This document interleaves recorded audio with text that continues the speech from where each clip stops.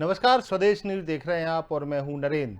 आज हम बात कर रहे हैं सन्नाटा से अच्छा संक्रमण से अच्छा सन्नाटा। देश भर में कोरोना से हालात खराब होते जा रहे हैं। बुधवार को देश में रिकॉर्ड 1,26,265 लोग संक्रमित पाए गए। पिछले साल महामारी शुरू होने के बाद से अब तक ये पहली बार है जब एक दिन के अंदर इतने लोग संक्रमण की चपेट में आए हैं। इसके पहले 6 अप्रैल का एक दिन के अंदर 1,15,000 लोग कोरोना पॉजिटिव पाए गए थे। इसके अलावा बुधवार को 6,84,000 मरीजों की मौत भी हो गई और 59,129 लोग रिकवर हुए। इसी के साथ कोरोना संक्रमितों का आंकड़ा अब 1,29,000 से अधिक हो गया है। इनमें 1,18,000 लोग ठीक हो चुके हैं, जबकि 1,66,000 मरीज की मौत हो गई है। 9,05,000 मरीज ऐसे हैं जिनका इलाज चल रहा है।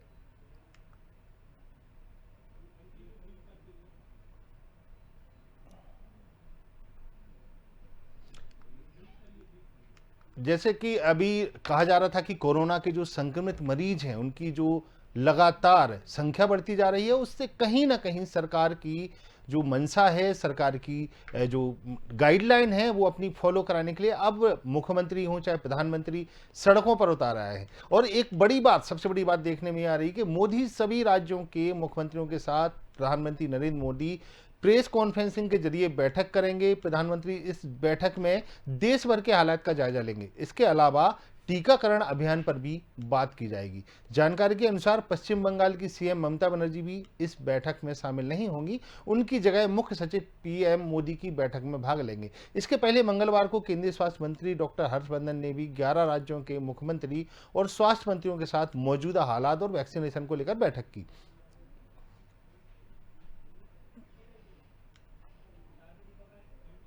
कोरोना के बढ़ते केस के बीच प्रधानमंत्री नरेंद्र मोदी ने आज वैक्सीन की दूसरी डोज ले ली है। खुद प्रधानमंत्री ने ट्वीट करके कहा कि मैंने आज दिल्ली एम्स में वैक्सीन की दूसरी डोज ली है। इसके साथ ही पीएम मोदी ने पात्र लोगों से वैक्सीन की डोज लेने की अपील की है। उन्होंने कहा कि टीकाकरण हमारे पास वायरस को हराने से के लिए एक तरीका हो सकता है। बता दें, प्रधानमंत्री नरेंद्र मोदी ने कोरोना वैक्सीन की पहली डोज 1 मार्च को ली थी। इस दिन वो अचानक नई दिल्ली स्थित एम्स पहुंचे थे और भारत बायोटेक की कोवैक्सीन उन्होंने लगवाई थी।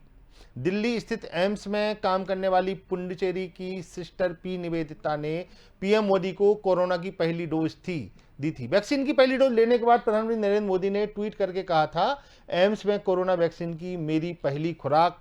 अब इसके लिए उन्होंने प्रशंसा की थी देश भर के वैज्ञानिकों की, डॉक्टरों की। वैश्विक लड़ाई के लिए हम मजबूत हुए हैं और हमें मजबूत करने के लिए डॉक्टरों का धन्यवाद, वैज्ञानिकों का धन्यवाद उन्होंने किया था। उसके बाद में लगातार कहा जा रहा था जिस तरीके से ये जो दूसरी लहर आई है। अगर मध्य प्रदेश की बात करें तो शुक्रवार शाम 6 बजे से सोमवार के सुबह 6 बजे तक मध्य प्रदेश के सभी शहरों में करीब 60 घंटे का लॉकडाउन रहेगा। यह फैसला सीएम शिवराज सिंह चौहान ने अधिकारियों के साथ बैठक के बाद लिया। सीएम ने यह भी कहा कि लॉकडाउन की मंशा उनकी नहीं है, लेकिन एक दिन पहले ही देश के शहरी क्षेत्रों में नाइट कर्फ्यू लगाया गया था। ऑक्सीजन की कमी के चलते भी शिवराज सिंह चौहान ने चिंता जाहिर की थी कि रेमडेसिविर जो इंजेक्शन की कमी के हालात बदतर हो रहे हैं। ऑक्सीजन की जो कमी है 48 घंटे में सागर में 4 मरीजों की मौत, खरगोन में 1 मरीज की मौत की खबर लगातार सुबह से ही आ रही थी कि ऑक्सीजन की कमी के चलते राज्य भर में ऑक्सीजन संकट गहरा गया है। कि जिस तरीके से लोग जो कोरोना के पेशेंट बढ़ रहे हैं, जो वेंटिलेटर पे हैं, उनको ऑक्सीजन की सप्लाई जो है लगातार नहीं हो पा रही है। मध्य प्रदेश के पिछले 48 घंटों में ऑक्सीजन की कमी से 5 मरीजों की मौत हो गई है, जिससे सागर के 4, खरगोन का 1 मरीज ये बताया जा रहा है। ऐसी खबरें लगातार सुबह से ही आज आ रही थी। वहीं पर राज्य सरकार ने छत्तीसगढ़ की बात करें तो छत्तीसगढ़ राज्य सरकार ने भिलाई स्टील प्लांट से करार किया है, जिसके बाद हर रोज प्लांट से कोरोना मरीजों के लिए मध्य प्रदेश सरकार ने किया, माफी चाहूंगा, 60 टन ऑक्सीजन सप्लाई की जाएगी। और एक हिसाब से 24 घंटे में 4,043 पॉजिटिव केस मिले हैं। और इन तमाम पूरी अपडेट के साथ हम लौटेंगे, लेकिन फिलहाल अभी हमारे साथ हमारे 3 संवाददाता जो कि इस पूरी खबर पे लगातार नजर बनाए हुए हैं। हमारे साथ जुड़ेंगे अभी, और भोपाल, इंदौर, जबलपुर, ग्वालियर के जो हालात हैं हम उन पर चर्चा करेंगे। बड़वानी, उज्जैन और उमरिया में भी 100 से अधिक केस मिलने शुरू हो गए हैं। तो मध्य प्रदेश में कहना चाहिए अब सभी नगरीय निकायों में शनिवार रविवार का लॉकडाउन होगा, और ये शुक्रवार को शाम 6 बजे से लॉकडाउन लागू हो जाएगा, जो सोमवार के सुबह 6 बजे तक चलेगा। बैतूल, कटनी, खरगोन में 7 दिन के लिए टोटल लॉकडाउन कर दिया गया है मध्य प्रदेश में। अब सभी शहरों में 2 दिन का लॉकडाउन तो हो गई, लेकिन बैतूल और खरगोन की बात की जाए तो यहाँ पर 7 दिन के लिए टोटल लॉकडाउन कर दिया गया है। बात कर रहे हैं कोरोना की, ये फैसला मध्य प्रदेश के सभी छोटे बड़े शहरों के लिए लागू किया गया है। शुक्रवार को शाम 6 बजे से शुक्रवार की शाम 6 बजे से सोमवार के सुबह 6 बजे तक लॉकडाउन रहेगा। करीब 60 घंटे का लॉकडाउन मध्य प्रदेश में रहेगा। बैतूल में 7 दिन के लिए 9 अप्रैल की शाम 6 बजे से 17 अप्रैल की शाम सुबह 6 बजे तक लॉकडाउन किया गया है। सब कुछ बंद किया गया है। मध्य प्रदेश की बात हम कर रहे हैं। और अगर महाराष्ट्र की बात करें तो महाराष्ट्र में कोरोना भी अब बेकाबू हो गया है। और अगर बॉर्डर्स की बात करें तो महाराष्ट्र से मध्य प्रदेश के जो बॉर्डर हैं उनको सील कर दिया गया है। और जैसे कि लगातार कहा जा रहा था कि पहले जो कुछ जो 2 पहिया या 4 पहिया वाहन होते थे, बसें तो पहले बंद कर दी गई थी, लेकिन 2 पहिया 4 पहिया वाहनों को आने की छूट दे दी गई थी। लेकिन अब कहा जा रहा है कि जिस तरीके से मध्य प्रदेश में महाराष्ट्र के जो मजदूर मध्य प्रदेश से गए हुए थे उनका पलायन शुरू हुआ है, उसके बाद से मध्य प्रदेश की सीमाएं भी सील करने की बात की जा रही है। चाहे वो महाराष्ट्र हो, चाहे वो छत्तीसगढ़ हो, चाहे वो राजस्थान हो, अब मध्य प्रदेश की सीमाएं सील करने की बात सरकार करने लगी है। हमारे साथ हमारे संवाददाता जुड़े हैं। अभिषेक हमारे साथ जुड़े हुए हैं, बागीसा हमारे साथ जुड़ी हुई हैं, दीपा हमारे साथ जुड़ी हुई हैं। सबसे पहले हम दीपा श्रीवास्तव के पास जाएंगे। दीपा, जिस तरीके से मध्य प्रदेश में कोरोना का संकट, कहना चाहिए कोरोना का भयावह संकट अब सामने आ रहा है, और मान सकते हैं इसकी गंभीरता हम इससे मान सकते हैं दीपा कि जब मुख्यमंत्री खुद सड़कों पर उतर गए, एक खुली जीप में उन्होंने पूरे राजधानी का भ्रमण किया, भोपाल मध्य प्रदेश की राजधानी का भ्रमण किया, लोगों को मास्क लगाने के लिए उतर गए, तो अंदाजा लगाया जा सकता है दीपा कितनी भयावह स्थिति होगी। लेकिन दीपा, जिस तरीके से मुख्यमंत्री उतरे हैं और उन्होंने सड़कों पर लोगों को हिदायत दी है, क्या लोग समझ पाए हैं इन सब चीजों को?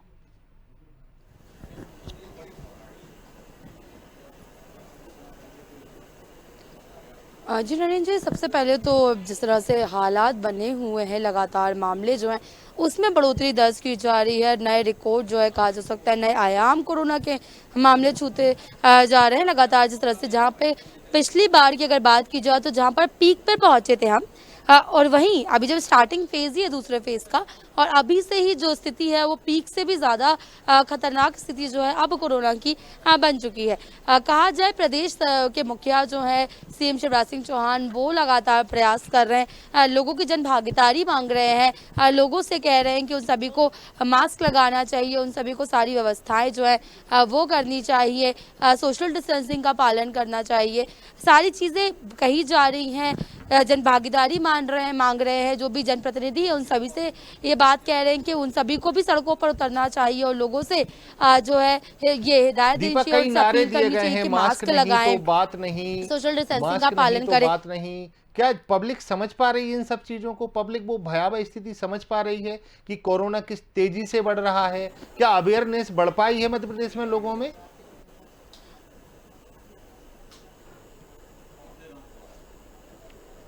जी नहीं, अगर अवेयरनेस की बात करें तो लोगों में अवेयरनेस बिल्कुल भी नहीं बढ़ पाई है। लोग आज भी उसी तरह से खुले में घूम रहे जैसे पहले घूमते थे, बिना मास्क के घूमते हुए लोग नज़र आते हैं। ज़्यादातर लोग जो है मास्क होता है उनके पास, लेकिन चिन के नीचे लगाना ज़्यादा पसंद करते हैं। सरकार की ओर से चलानी कार्रवाई की जा रही है, प्रशासन का अमला सड़कों पर तैनात है, लगातार प्रयास किए जा रहे हैं कि लोगों को कोरोना का जो ये भयावह स्थिति कोरोना की बनी हुई है इससे बचा जा सके, लेकिन जनता जो है वो जागरूक नहीं हो रही है।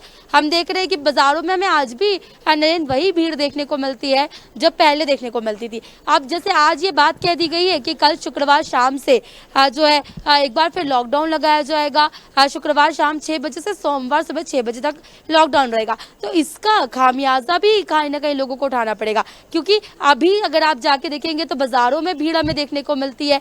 लोग जो है सड़कों पर ज़्यादा देखने को मिल रहे हैं क्योंकि उनको लग रहा है कल से लॉकडाउन लग जाएगा तो हम आज सारी चीज़ें जो है वो कर लें। तो लोग कहीं ना कहीं नहीं मान रहे हैं और इसी का एक कहा जा सकता है कि परिणाम हमारे सामने कि मामले कम होने की जगह बढ़ते जा रहे हैं क्योंकि सब प्रशासन की ओर से सख्ती की जा रही है। जिस तरह से नरेंद्र, एक बात और मैं बता, हमारे संवाददाता अभिषेक तिवारी जुड़े हुए हैं। अभिषेक, अगर आंकड़ों की बात की जाए, मध्य प्रदेश के आंकड़ों की बात की जाए, छत्तीसगढ़ के आंकड़ों की बात की जाए, तो 1 तारीख से लेके अब तक जो आंकड़े आए हैं कहीं ना कहीं चौंकाने वाले आंकड़े हैं अभिषेक। और इन आंकड़ों को देखते हुए सरकारों ने जो तेजी अपनाई है, सरकारों ने जो तेजी की है, पिछले 24 घंटे में आंकड़ा 4000 के पार हो चुका था। हम देख रहे हैं कि अगर आप बात 1 तारीख से कर रहे हैं तो 1 तारीख से पहले ये आंकड़ा 2700 था, उसके बाद 3200 पहुंचा, उसके बाद 3700 पहुंचा। हर दिन कहीं ना कहीं 100 से 200 पेशेंटों का इजाफा हो रहा है और यह आंकड़ा लगातार बढ़ रहा है। आंकड़ों की बात करें तो हम आपको बता दें कि 24 घंटे में जो मध्य प्रदेश का आंकड़ा है वो 4043 पॉजिटिव केस मिले हैं। और सबसे बड़ी बात है कि इसमें से जो परसेंटेज की बात की जाए तो अभी पॉजिटिव केस का परसेंटेज 12% पहुंच चुका है। हम ये भी आपको बता दें कि जो बड़े शहर हैं मध्य प्रदेश के, चाहे भोपाल की बात करें, इंदौर की बात करें, जबलपुर की बात करें, ग्वालियर की बात करें, सागर की बात करें, इन जगहों पर जो कोरोना है वो अपना पैर पसार रहा है। डेली का जो आंकड़ा है वो 100 से ऊपर पहुंचता जा रहा है। हम अगर दूसरे शहरों की भी बात करें जो इन बड़े शहरों से थोड़ा सा कम होते हैं, जिसमें से रतलाम आता है, जबलपुर है, सतना है, रीवा है, इन शहरों में भी कोरोना 150 से ऊपर और 100 के बीच चल रहा है। यानी अगर बात हम 1 तारीख से बात की जाए, ये 7 दिन का आंकड़ा है, 7 दिन के आंकड़े में लगातार कोरोना बढ़ता ही जा रहा है। आंकड़ा देश की बात करें तो देश के आंकड़े में 1 लाख से पहले पार नहीं हुआ था, लेकिन इन दिनों में लगातार लाख से पार होता जा रहा है। कहा जा रहा था कि 1 से लेके 8 तारीख तक अभी जो आंकड़ा बढ़ा है, और आंकड़ों की बात करें अभिषेक जी, तो जिस तरीके से कोरोना का जो ग्राफ बढ़ा है, कोरोना का ग्राफ बढ़ने के साथ साथ में हम सतर्कता की बात कर रहे थे कि सतर्क हमें होना चाहिए, हाथ धोते रहना चाहिए, सोशल डिस्टेंसिंग रखना चाहिए।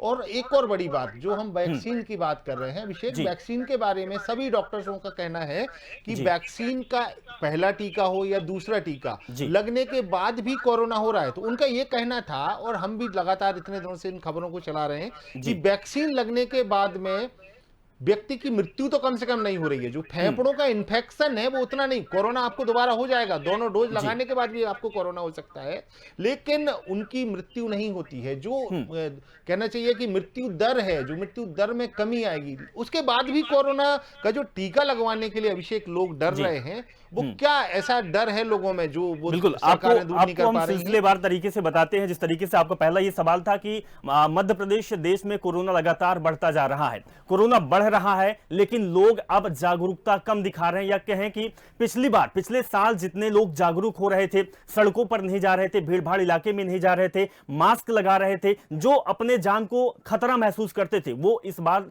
दिखाई नहीं दे रहा है। लोग अब धड़ल्ले से बाजार में जाते हैं, लोगों से मुलाकात करते हैं, सड़कों पर उतरते हैं, मास्क भी नहीं लगाते हैं, यानी जो गाइडलाइन है उसका पालन नहीं किया जाता, बल्कि लोग अब अपने आप को सुरक्षित जैसा महसूस करते हैं। वही वजह है। अभिषेक, बीच में रोकना चाहूंगा, बागीशा पांडे हमारे न्यूज रूम से हमारे साथ मौजूद हैं।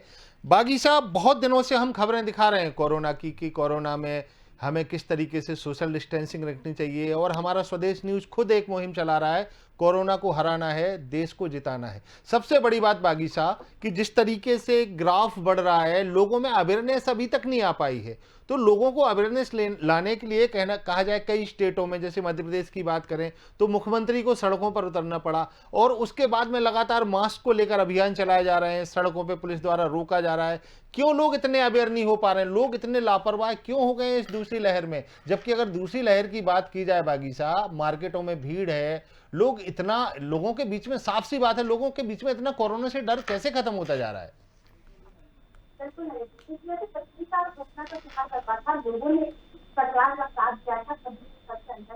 संपूर्ण लॉकडाउन था, लोगों ने भी मास्क का उपयोग किया था, लोग भी घर के अंदर थे, अपने आप व्यापार भी लोगों ने प्रभावित किया था, व्यापार भी बंद था, तभी हम पहली जो लहर थी उससे हम कहीं न कहीं उसे हरा पाने में कामयाब रहे। लेकिन जो दूसरी लहर आई है उसके लिए लोग कहीं न कहीं जागरूक नजर नहीं आ रहे हैं। उनका कहना है कि वैक्सीन लग रही है तो वैक्सीन के बाद कोई कोरोना नहीं होता है। लेकिन एक बात बड़ी कि अगर वैक्सीन लग भी गई है तो इस कोरोना से बचना हमें बहुत ज़रूरी है। अभी हम बात मध्य प्रदेश की कर रहे थे, जिस तरह से मैं आपको सुन रही थी कि मध्य प्रदेश के जो सीएम हैं वो लगातार प्रयास कर रहे हैं, लेकिन एक बड़ी अच्छी बात मैं आपको छत्तीसगढ़ की बताना चाहूँगी। छत्तीसगढ़ के जो मुख्यमंत्री हैं सीएम भूपेश बघेल, उन्होंने रायपुर में 10 दिन का लॉकडाउन लगा दिया है, क्योंकि जो छत्तीसगढ़ की पहले स्थिति थी वो कहीं न कहीं इतनी नहीं थी जो अब है। उसी को देखते हुए जो छत्तीसगढ़ के मुख्यमंत्री सीएम लेकिन भूपेश बागीशा, बघेल अगर हैं, आंकड़ों की बात की जाए तो मध्य प्रदेश छत्तीसगढ़ से आगे है। और उसके बाद एक और सबसे बड़ी बात बागीशा यहाँ पर देखने वाली है कि जिस तरीके से हम बात करते हैं नाइट कर्फ्यू की, हम बात करते हैं संडे लॉकडाउन की, तो सैटरडे नाइट में या सैटरडे इवनिंग में जो भीड़ होती है, उसके बाद अगर आंकड़ों की बात करें तो संडे को वो जो फ्राइडे को आंकड़े आए थे उससे ज़्यादा बढ़ जाते हैं। तो लोगों में अवेयरनेस तो अभी भी नहीं आ रही है, लोग तो अभी भी सुरक्षित नहीं अपने आप को कर पा रहे हैं। तो सरकारें कर क्या लेंगी फिर? तो इसका उपाय तो फिर एक ही बचा, टोटल लॉकडाउन। तो क्या हम उसकी तरफ जा रहे हैं अभी? बिल्कुल नरेंद्र, हम शनिवार रविवार या शुक्रवार को लॉकडाउन भी लगा देते हैं, लेकिन जो बाकी के 5 दिन है, जो दिन की भीड़ है, अगर उसमें ही लोग सतर्क नहीं होते हैं तो कहीं न कहीं खतरा है और कोरोना से हम कभी नहीं बच सकते, चाहे वैक्सीन भी आ जाए। हम बात कर रहे थे भी रायपुर की, तो 10 दिन का वहाँ लॉकडाउन तो लगाया है, लेकिन सीएम भूपेश बघेल ने एक और अच्छा काम किया है। जो समाज के प्रमुख लोग हैं, संगठन के जो प्रमुख लोग हैं, उनसे मीटिंग कर उनसे अपील की है कि आप लोग आपके समाज के लोगों का ध्यान रखें, उन्हें सतर्क करें कि वे घर से बाहर ना निकलें। इसी को देखते हुए उन्होंने ये भी कहा है कि जो पिछले साल स्थिति थी, जिस तरह से मजदूर वापस आ गए हैं छत्तीसगढ़ में, जितने भी मजदूर थे छत्तीसगढ़ के जो बाहर थे वो छत्तीसगढ़ लौट आए हैं, तो सभी समाज के प्रमुखों से उन्होंने ये अपील की है कि जिन लोगों को खाने की सुविधा नहीं है, भोजन की व्यवस्था नहीं है, उन्हें भोजन दिया जाए, भौतिक सुविधाएं जो भौतिक सहायता होती है वो उन लोगों को दी जाए। तो सीएम भूपेश बघेल भी लगातार ये प्रयास कर रहे हैं कि रायपुर में जिस तरह से लॉकडाउन लगा है वो दूसरी जगह ना लगे। रायपुर की बात करें तो 2500 मरीज आए हैं। मध्य प्रदेश में भी लगातार कोरोना को लेकर सतर्कता बरत रहे हैं सीएम शिवराज, लेकिन सीएम भूपेश बघेल भी लगातार ये प्रयास कर रहे हैं कि जो 10 दिन का लॉकडाउन रायपुर में लगा वो दूसरी जगह न लगे। इसी को देखते हुए उन्होंने सभी समाज के प्रमुख की मीटिंग ली और कहा कि जितने भी समाज के लोग हैं उनसे ये अपील करें कि आप लोग कोरोना से दूरी रखें और जितनी हो पाए सभी की सहायता करें। अभिषेक, एक बड़ी खबर आज हम सुबह से जब हम कहना चाहिए जब हमने अखबारों को देखा तो एक बड़ी भयावह खबर सुनने को मिली कि एक चिता पर एक साथ 8 कोविड मरीजों को जलाया गया जी। इसके बाद भी अभिषेक लोग अवेयर नहीं हो पा रहे हैं, टीका लगाने में भी डर है। और कहना चाहिए कि अभी जो टीका के चरण हैं, जिस तरीके से कोविड वैक्सीन लगाया जा रहा है, उसके जो चरण हैं वो मान सकते हैं कि 45 ईयर्स के अबव जो लोग हैं उनको लगाना है, या फिर हम बात करें कि मीडिया कर्मियों को लगाना है, या जो कोरोना वॉरियर है उनको लगाना है। लेकिन इतने भयावह स्थितियां इस बार बन कैसे गई, जबकि सरकारें पहले से सब कुछ समझती थी, सब कुछ जानती थी? अभिषेक, हम इतने दिनों से ये खबरें कर रहे हैं, हम लगातार डॉक्टरों से भी बात कर रहे हैं, हम प्रशासनिक अधिकारियों से भी बात कर रहे हैं, प्रतिदिन हम अलग अलग स्टेट्स के मुख्यमंत्रियों को भी सुनते हैं, लगातार प्रधानमंत्री को भी सुन रहे हैं। आज भी प्रधानमंत्री एक बड़ी बैठक करने वाले हैं कोरोना को लेकर। तो क्या ये भारत देश में अवेयरनेस के लिए तभी मानेंगे लोग जब हम डंडा लेके निकलेगी पुलिस, तभी मानेंगे? उसके पहले क्या मानने को तैयार नहीं है? पिछले साल जाना पड़ेगा। पिछले साल का महीना जो हमने देखा है, अप्रैल महीने से लेकर अक्टूबर, नवंबर, दिसंबर तक, ये महीना बहुत ही भयावह था। इस महीनों में क्या हुआ करता था कि लोग जब किसी से इस तरीके के जब केस आता था, या जैसे कहें कि अभी आपने तस्वीर, एक परिवार के 8 लोग कोरोना पॉजिटिव है, उनको एक साथ दफन किया गया, उनको जलाया गया, अंतिम संस्कार किया गया है। महाराष्ट्र की तस्वीर है, और ये तस्वीर केवल महाराष्ट्र की नहीं, या एक ही तस्वीर नहीं, देश के अलग अलग हिस्सों से लगातार आती जा रही है।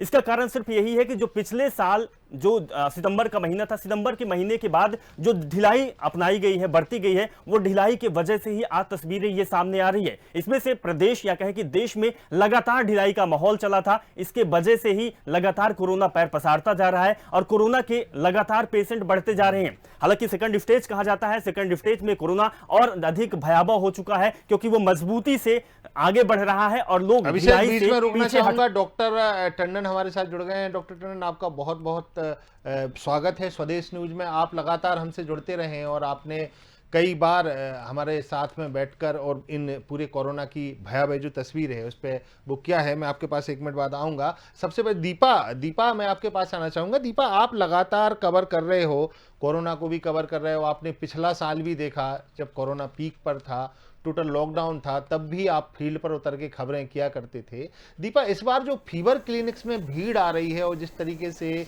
लोग पॉजिटिव हो रहे हैं, जिस तरीके से लोगों की एकदम से कोरोना जो पेशेंट्स हैं जो कोरोना पॉजिटिव हैं उनकी संख्या बढ़ रही है, दीपा आपने देखा कि कहाँ चूक हो रही है, या ये इतने लोग जो अचानक से कोविड पॉजिटिव आ रहे हैं और जो फीवर क्लिनिक पे जो भीड़ एकदम से पहुंच रही है, दीपा, तो आपने बहुत करीब से जाना है इन चीजों को। दीपा, विस्तार से बताइए कि ये कैसे एकदम से ऐसा विस्फोट हो रहा है प्रदेश में और देश में।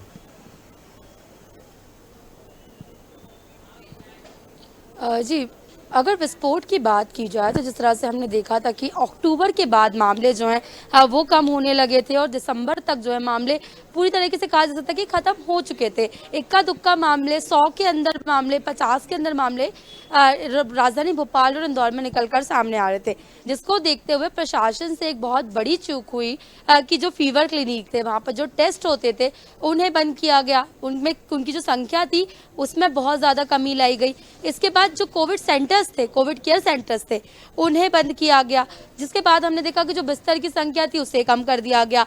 उसके बाद जो जितनी भी चलानी कार्रवाई की जाती थी, जिस तरह से अभी भी नरेंद्र, ये एक बड़ा विषय चिंता का हमारे लिए बना हुआ है कि मास्क की चलानी कार्रवाई तो अब की जा रही है। अगर बात की जाए दिसंबर की, तो दिसंबर में चलानी कार्रवाई जो की जाती थी मास्क को लेकर वो भी बंद कर दी गई थी। और उसके बाद मास्क की जब चलानी कार्रवाई बंद हुई, सोशल डिस्टेंसिंग का कोई पालन नहीं हो रहा था, सोशलाइज हो रहे थे लोग, बहुत अच्छी तरीके से घूमते थे, फिरते थे, एक दूसरे से मिलते थे, पार्टी करते थे, रात रात भर पार्टी चलती थी। और सरकार ने भी ये सोच लिया था कि अब वैक्सीन जो है आ चुकी है और अब हमें कुछ भी चीजें करने की जरूरत नहीं है और किसी भी तरह की कार्रवाई करने की जरूरत नहीं है। लेकिन जब देश में वैक्सीन आई, तब जब नरेंद्र मोदी जो थे प्रधानमंत्री, उन्होंने भी जब संबोधित किया। डॉक्टर टंडन, एक बात आपसे पूछना चाहूंगा कि जैसे वैक्सीन आया है और वैक्सीन आने के बाद में कई लोग हैं, ऐसे मेरे कई परिचित भी हैं, मेरे ऑफिस के भी कई लोग हैं कि जिनको कोरोना वैक्सीन लगा उसके बाद उनको बुखार आया, फीवर आया। ये क्यों, फीवर क्यों आता है वैक्सीन लगने के बाद में? नरेंद्र जी, सबसे जरूरी चीज हमें ये समझना है कि वैक्सीन कोई ये पहली बार नहीं लग रही है। वैक्सीन तो न जाने कितने सालों से, कितने वर्षों से, अरसे से लग रही है। और अगर हम किसी भी वैक्सीन की बात करते हैं लगाने की, कोरोना की ही नहीं, किसी भी वैक्सीन की बात करते हैं, तो उसके लगने के बाद चाहे वो बच्चा हो, चाहे वो जवान हो, चाहे वो बूढ़ा हो, बॉडी रिएक्ट करती है उस वैक्सीन को।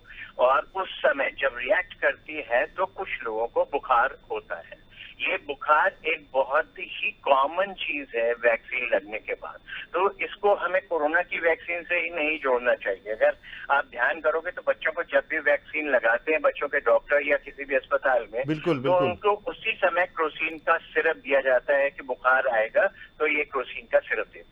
क्यों? हमें पता है कि बहुत ज्यादा सारे लोगों को बुखार आएगा या शरीर में दर्द होगा या हरारत होगी, ये सब चीजें आम है, तो उनकी कोई चिंता नहीं कीजिए। ये बॉडी। अच्छा डॉक्टर टंडन, एक और बड़ा सवाल है जो कि जनरली आम आदमी के दिमाग में आता है, और ये सब चीजें वो जो लोग जो कोरोना काल में इन सब चीज़ों को देख रहे हैं, जैसे एक और बहुत बड़ी बात है जो कि कई लोगों के मन में होती है, वैक्सीन से डर लोगों को बड़ा है। और दो तरह के वैक्सीन आए हैं। सबसे पहले मैं समझना चाहूँगा कि वो जो दो तरह के वैक्सीन आए हैं उनमें क्या अंतर है और वो किस तरीके से लोगों को फायदा करते हैं, दोनों वैक्सीन के बारे में। देखिए, दो वैक्सीन हमारे भारतवर्ष में दो वैक्सीन इस समय बन रही हैं, इसलिए हम दो वैक्सीन की बात करते हैं। नहीं तो विश्व में बहुत सारी वैक्सीन तैयार हो चुकी हैं, लग रही हैं पूरे विश्व में।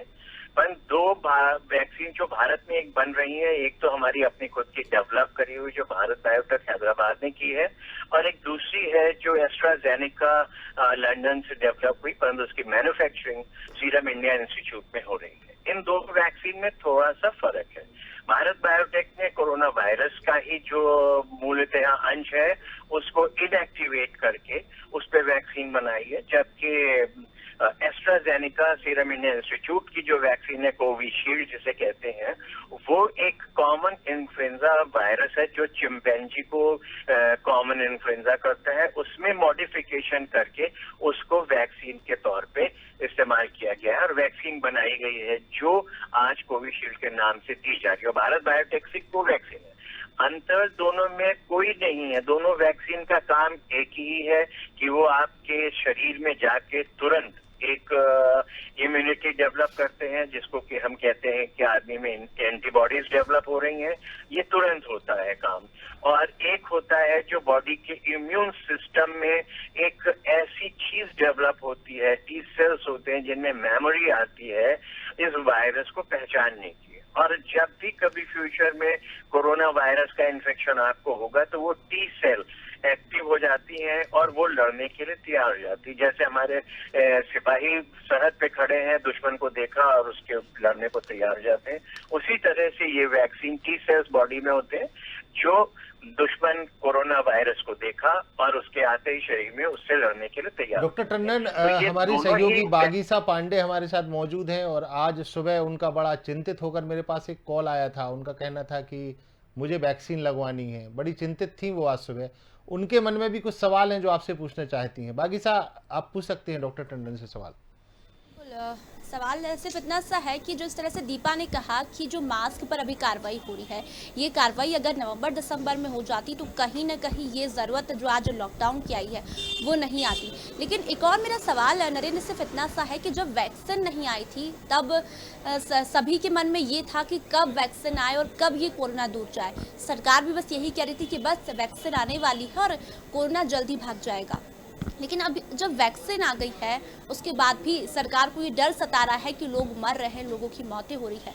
तो कहीं ऐसा तो नहीं कि कोरोना वैक्सीन की कमी आ रही है, इसलिए भी डर है सरकार के बीच, इसीलिए लॉकडाउन की स्थिति बन रही है? डॉक्टर टंडन, आपसे सवाल पूछा है जी। हाँ जी, हाँ जी, मैं आपकी सारी बातों का जवाब दूंगा। सबसे जरूरी चीज है कि हम अपने आप को ब्लेम करना क्यों नहीं समझते। हमें अपने आप को ब्लेम करना चाहिए। अगर हम आज आपको ये बात कहें कि आज से 10 महीने पहले से हम लोग सिर्फ एक बात कर रहे हैं कि हमारे पास जो आज की तारीख में वैक्सीन अवेलेबल है उसको आप पूर्णतः जैसे समझाया जा रहा है उससे इस्तेमाल कीजिए। हमारी वैक्सीन जो आज भी है सबसे सिंपल है और 135 करोड़ के लिए उपलब्ध है, वो है सिर्फ मास्क। ये गलती हमारे लोगों ने हुई, उनको ये लगा कि कोरोना खत्म हो रहा है क्योंकि नंबर कम हो रहे थे, उन पे कंट्रोल हो रहा था, तो लोगों ने उस पर थोड़ा सा ध्यान हटाया और वैक्सीन आ जाएगी उससे हम काम चलाएंगे और मास्क जो इमीडिएट वैक्सीन थी सबसे सिंपल उसको छोड़ दिया। सोशल डिस्टेंसिंग खत्म हो गई, हर तरीके से लोगों ने सड़कों पे घूमना शुरू कर दिया। भीड़ अगर देखते हैं तो हमें आज ऐसा लगता है कि हम नॉर्मल जमाने में हैं, कोई कोरोना नहीं है, कोई इन्फेक्शन नहीं है, किसी के दिमाग में कोई डर नहीं है। तो इन सब चीजों के लिए हम अपने आप को दोषी ठहराते हैं, ना कि हम किसी दूसरे को ठहराएं, क्योंकि ये हमारी डॉक्टर टंडन, हमारे साथ हमारे 3 सहयोगी जुड़े हुए हैं, अभिषेक तिवारी, दीपा श्रीवास्तव और बागीसा पांडे। तीनों सहयोगी से कहूंगा मैं कि आप लोगों के मन में कोई भी क्वेश्चन हो आप डायरेक्ट पूछ सकते हैं। दीपा, आप शायद कुछ पूछना चाह रही हैं, पूछिए दीपा।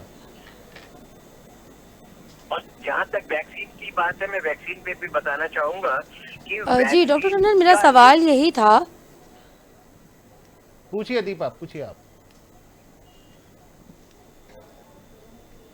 जी डॉक्टर टंडन, मेरा सवाल यही था कि क्या कारण है जब ये एक लिमिट रखी गई है कि जब 28 दिन के अंतराल में 2 बार वैक्सीन लगेगा, उसके बाद 2 हफ्ते तक और हमें क्योर करना है, उसके बाद कहीं ना कहीं कोरोना से कहा जा सकता है कि इंसान को राहत मिल सकती है। लेकिन अभी एक मामला सामने आया जहां पर दोनों वैक्सीनेशन होने के 40 दिन के बाद भी एक सिविल सर्जन जो है वो पॉजिटिव आए हैं, तो इसका क्या कारण हो सकता है? मैं आपको ये भी बताता हूँ, हम लोगों ने पहले दिन से बताया हुआ है जब से वैक्सीन डेवलप हो रही थी कि वैक्सीन आने वाली है, और ये भी बताया था कि वैक्सीन लगवाने के बाद ऐसा नहीं है कि आप बीमारी से 100% प्रोटेक्ट हो जाएंगे और आप ये सोचें कि आप नॉर्मल हो, आप नॉर्मल वे में बिहेव करते रहो, वो नहीं है। और वही कारण है कि लोगों को परेशानी हो रही है।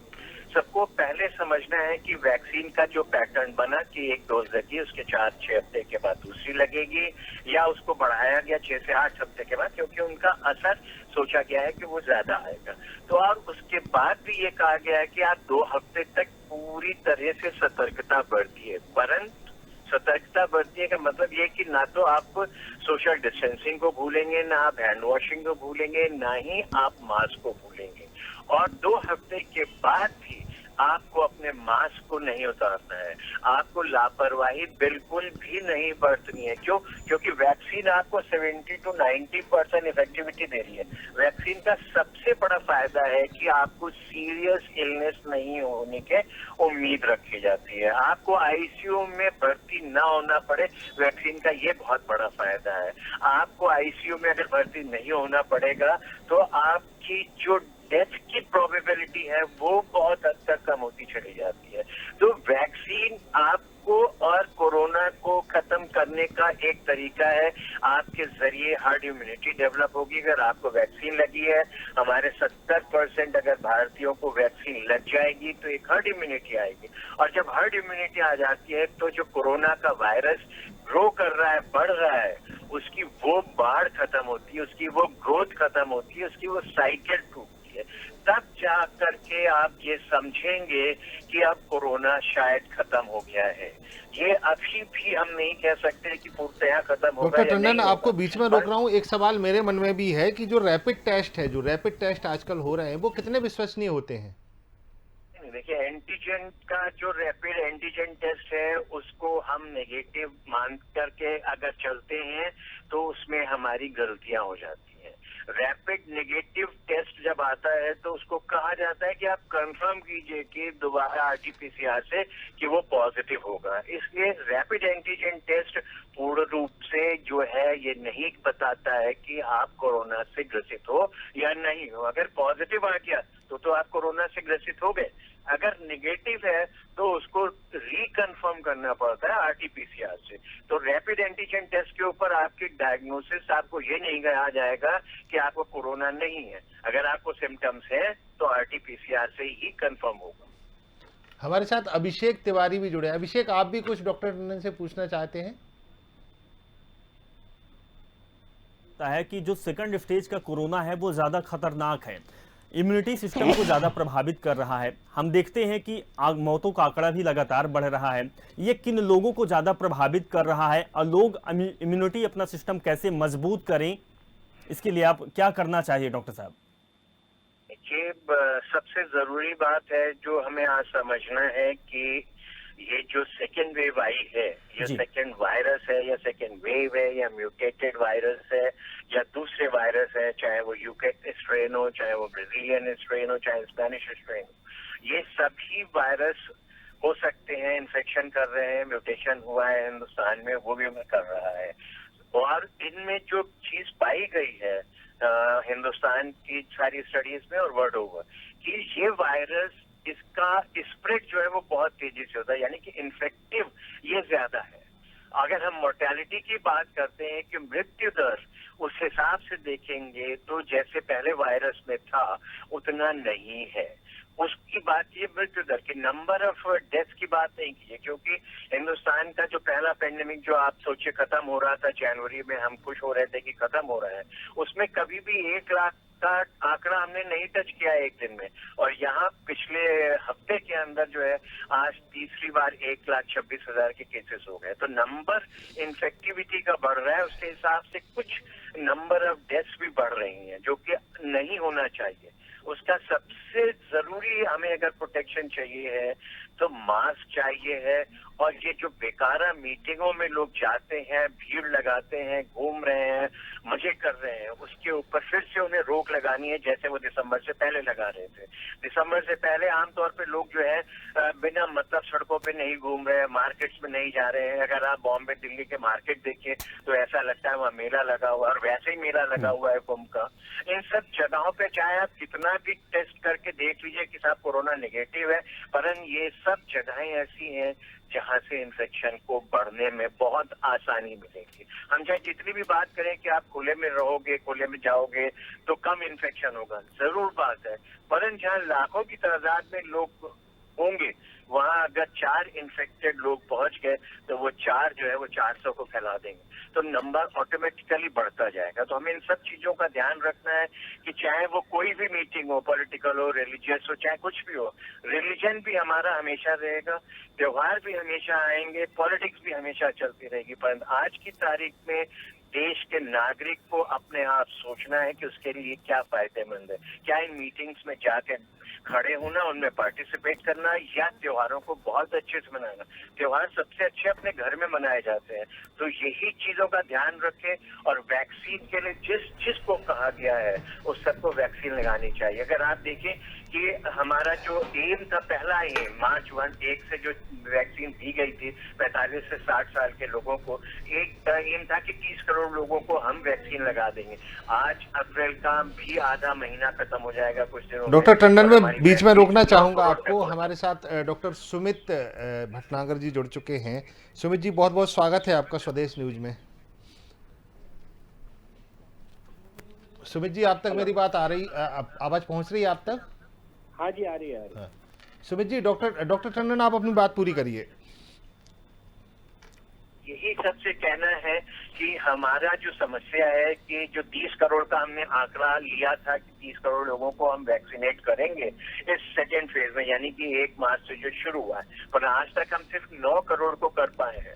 और आमतौर पर जो भीड़ सड़कों पे लग रही है, जो ज्यादातर लोग घूम रहे हैं और वो सुपर स्प्रेडर माने जा रहे हैं, वो सारी यंग जनरेशन है। इसीलिए सब लोग चारों तरफ से रिक्वेस्ट कर रहे हैं कि वो 30 करोड़ का आंकड़ा तो हम नहीं पहुंच पा रहे हैं, लोग वैक्सीनेशन के लिए नहीं आ रहे हैं, तो क्यों नहीं हम उन लोगों को भी वैक्सीनेट करें जो नौकरी पेशे में हैं, जिन्हें रोज काम करने पे जाना पड़ रहा है, रोज पैसे कमाने के लिए घर से निकलना पड़ रहा है और वो इस रेंज में नहीं है, तो क्यों ना उन्हें वैक्सीनेट जिससे कि उनको भी फायदा मिले और कोरोना को रोकने में भी फायदा।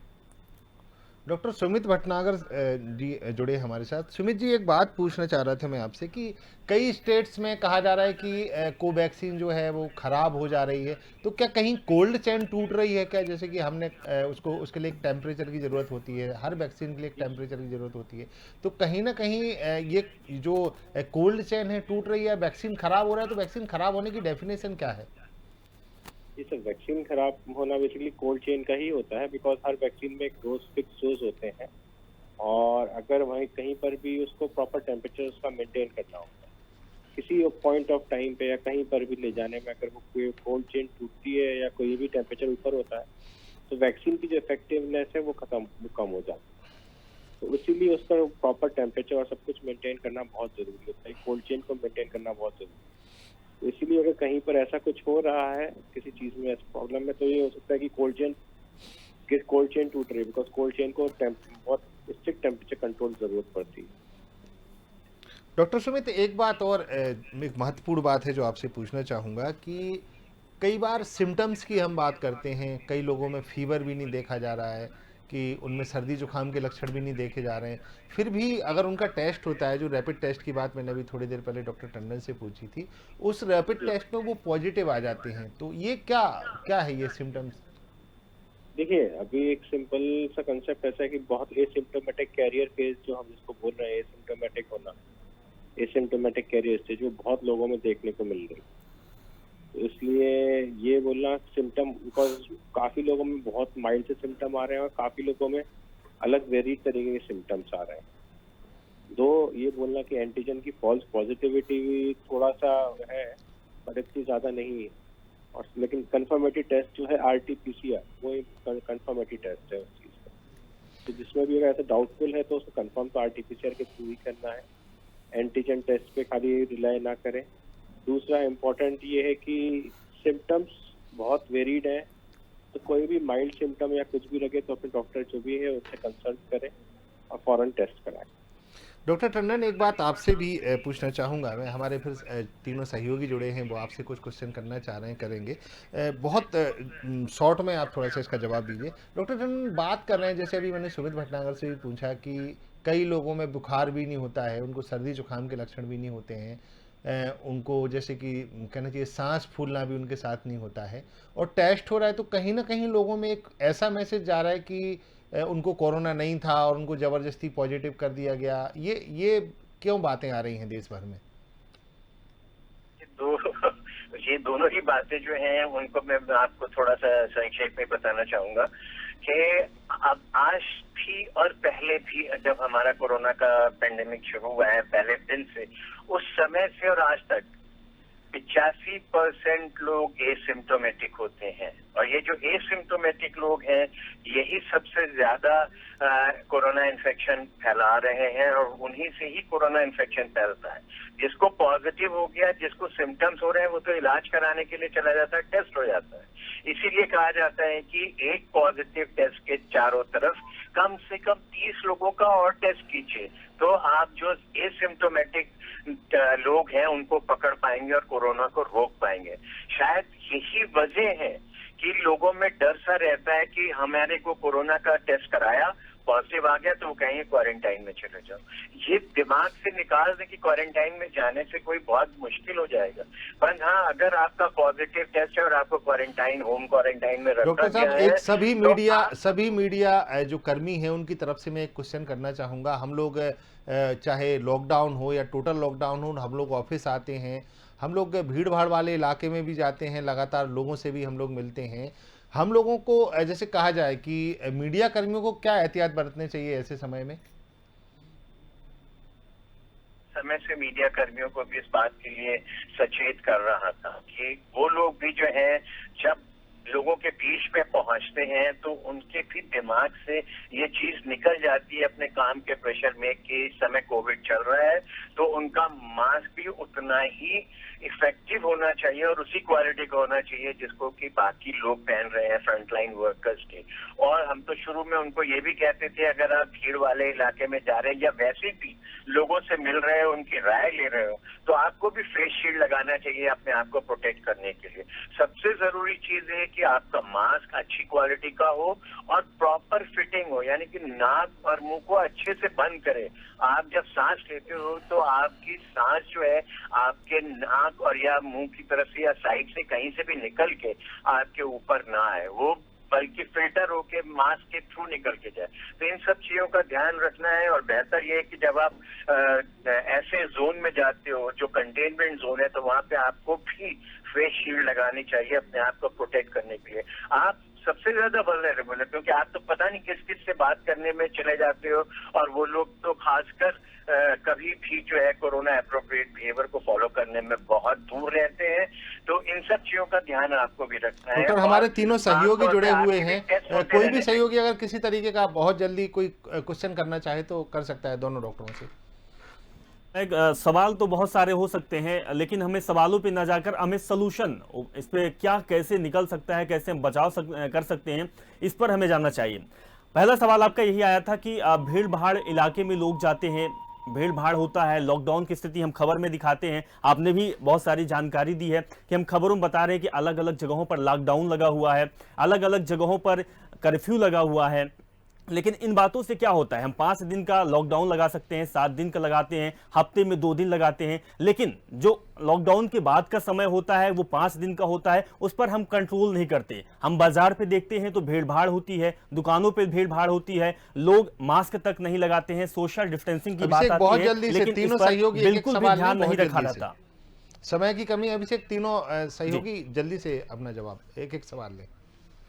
सभी लोग सवाल कर रहे थे और हम तमाम जो बातें कर रहे हैं आज कोरोना को लेकर कर रहे हैं, डॉक्टर साहब से हम बात कर रहे हैं ताकि तमाम दर्शक तक सारी जानकारियां पहुंच पाए, क्योंकि दूसरी लहर है वो काफ़ी खतरनाक है। लेकिन मैं डॉक्टर साहब से एक सवाल जानना चाहूँगी कि जिस तरह से बोलते हैं कि जिन मरीजों को पहले से ही कोई बीमारी है उन्हें इस इन्फेक्शन का ज़्यादा खतरा है, तो मैं आपसे जानना चाहूँगी कि उन मरीजों को कितना खतरा है और उन्हें कितनी बचने की ज़रूरत है।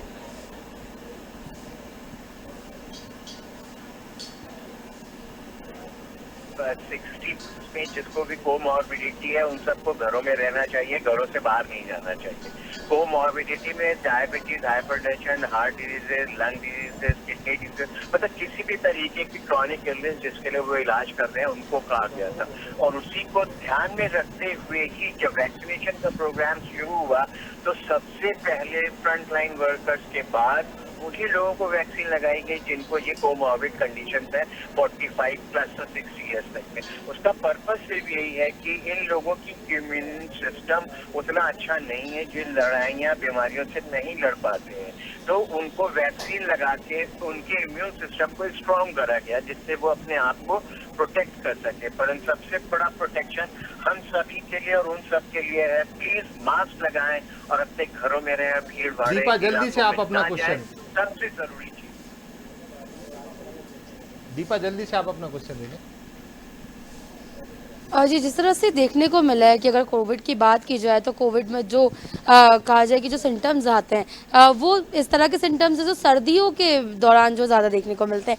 लोगों के अंदर ये भ्रांतियाँ थी कि जब गर्मी आएगी तो कोरोना का जो कहर है वो खत्म हो जाएगा, लेकिन अब जब गर्मियाँ हैं, ये जो कोरोना की बीमारी ये सबसे ज़्यादा पीक पर है। क्या कारण हो सकता है? बहुत सबसे जरूरी चीज है कि हम पिछली गर्मी में भी कोरोना देख चुके हैं और उस समय भी कोरोना बढ़ रहा था। हमें भी पहले शुरू में ये था कि शायद बहुत तेज टेम्परेचर होगा तो कोरोना पे असर पड़ेगा, पर विश्व भर में हर जगह अलग अलग किस्म के टेम्परेचर होते हैं। 44 डिग्री वाली कंट्रीज में भी कोरोना उसी तरह से फैल रहा था जैसे आज भी कोरोना फैल रहा है। पर एक चीज का ध्यान रखना है कि सर्दियों वाले सिम्टम्स इस बार के कोरोना में ऐसा नहीं है कि वही हो रहे हैं। इस बार कोरोना में सबसे ज्यादा जो देखा जा रहा है कि जो GIT के सिम्टम्स हैं, यानी कि पेट में दर्द और लूज मोशंस हो रहे हैं बहुत। अभी हम वो चीज नहीं देख रहे हैं जो हमने पिछली बार कोरोना में देखी थी कि लोगों को जो है सूंघने की शक्ति खत्म हो गई, उनको पता ही नहीं चल रहा है कि क्या हो रहा है, टेस्ट का ही नहीं पता चल रहा है क्या हो रहा है। तो ये सब सिम्टम्स भी वेरी कर रहे हैं। आप ये देखो कि जो भी आदमी लड़ने के लिए जा रहा है या किसी पे अटैक करता है तो वो अपने आप को प्रोटेक्ट करने के लिए अपने में चेंजेस लाता है। उसी तरह से वायरस ने म्यूटेट होकर के यही सब चेंजेस लाए हैं और वायरस के सिम्टम्स भी जो है कुछ बदल गए हैं और अब की जो सिम्टम्स है वो बहुत हल्के हो रहे हैं, पर जब आते हैं तो सडनली लंग्स खराब होकर के आ रहे हैं लोग, बजाय ये कि गले में खराश हो, हल्की सी खांसी शुरू हो, हल्का बुखार हो, लोग सीधे पहुंच रहे हैं लंग्स खराब है और भर्ती हो रहे हैं। इसीलिए प्रॉब्लम आ रही है इस समय कि ICU के बेड्स और वेंटिलेटर बेड्स की कमी पड़ रही है महाराष्ट्र में, क्योंकि सिम्टम्स जो है वो पुराने वाले कम और जो लेट स्टेजेस वाले थे वो जल्दी आ रहे हैं लंग्स के ऊपर। बिल्कुल डॉक्टर तो लोगों टंडन, से यही- समय की कमी है। बहुत बहुत धन्यवाद आपका, आप हमारे साथ जुड़े, और सुमित भटनागर जी आपका भी बहुत बहुत धन्यवाद, आप हमारे साथ जुड़े। सबसे बड़ी बात, संक्रमण से अच्छा सन्नाटा, क्योंकि सन्नाटे में हम रह लेंगे लेकिन संक्रमण अगर होगा तो वो परिणाम हमें भुगतने पड़ेंगे जो हमने पहले भी देखा और अभी भी जिस तरीके से कोरोना बढ़ रहा है। स्वदेश न्यूज आपसे अपील करता है, अपने घर में रहें, सुरक्षित रहें, लगातार मास्क लगाएं, लगातार अपने हाथों को धोते रहें, और सबसे बड़ी बात यही है कि संक्रमण से अच्छा सन्नाटा है। तो घरों में रहें, सेफ रहें, सुरक्षित रहें। अभी तक इस पूरे प्रोग्राम में इतना ही। बने रहिए हमारे साथ, देखते रहिए स्वदेश न्यूज।